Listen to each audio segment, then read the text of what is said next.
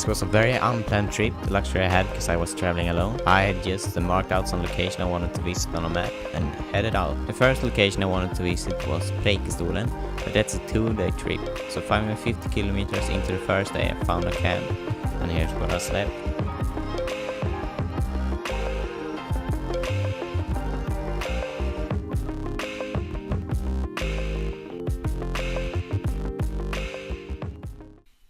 This is my first stop. Pretty cold in here, my little hut.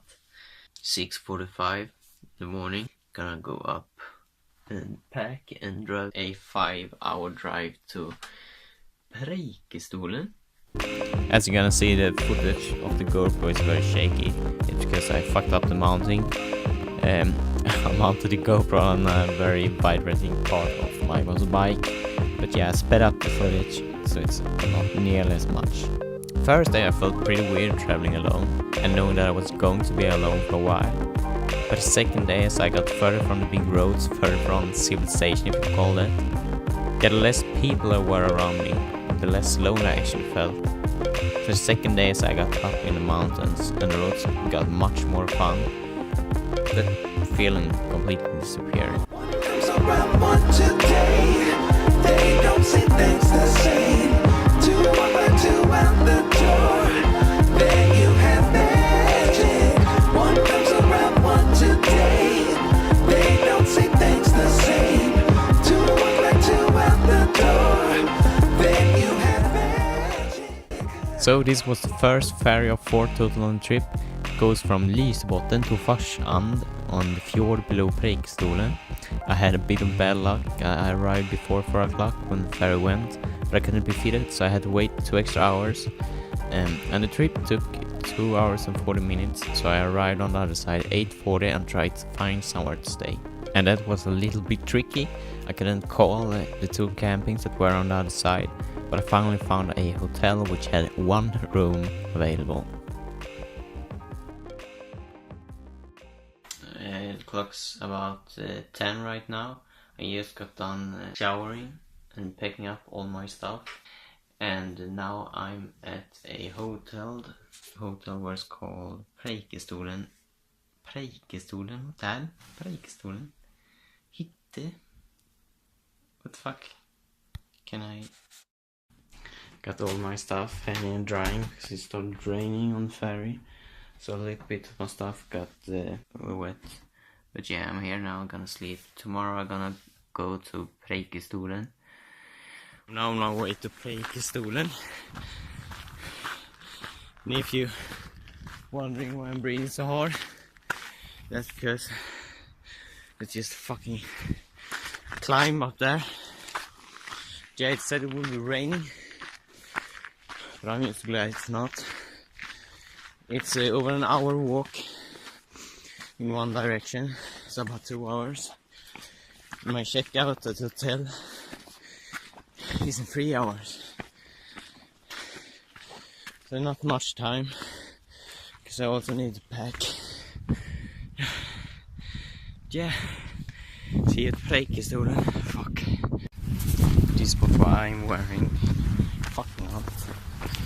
Everyone else has the real gear. I think that's Cliff. If not, fuck. But it's most downhill on the way back. So I got that going for me.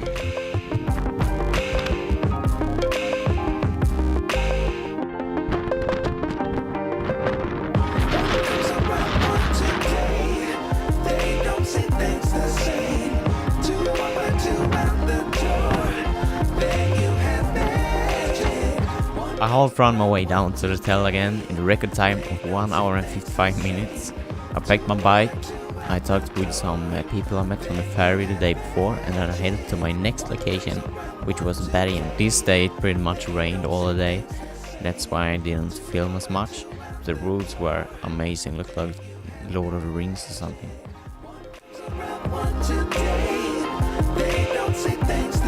This is where I stayed the night. The next day would be packed, first off visiting Bergen, heading to Flom and then hoping I get to Geiranger before night time. They don't see things the same. 2 by 2 out the door.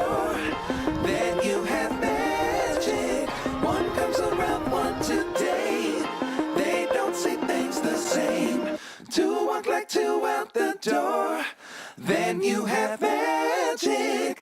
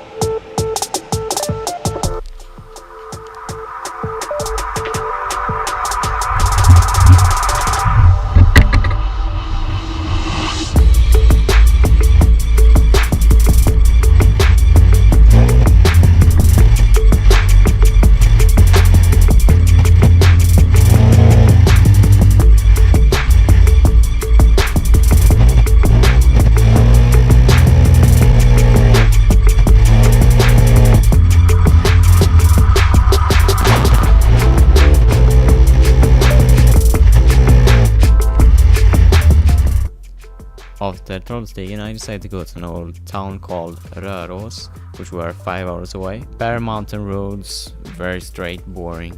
Winds over 10 meters per second, cold as heck. This is where my brake lever broke. So what happened was that I put the bike on the kickstand and the wind was so hard that it knocked it over. And it broke the brake lever, or the mounted brake lever. I went to 2 different Yamaha shops and they didn't have the parts and said it could take weeks for them to get it. So I had to improvise and build this thing. When this happened I had 2 hours left to Rörås, so I drove those 2 hours with just the back brake. From Rörås home to where I live there's 780 kilometers. It's a fast road, so it'll take 10 hours. But I didn't want to go that road with just a back brake, because if that stopped working I had no way to stop the bike. So I had to improvise, and I built this backup brake lever and cut it off so it wouldn't get caught in the windshield. But yeah, I tested it, it worked. Now I could get home somewhat safer. The travel home went smooth. Thanks for watching and have a nice day.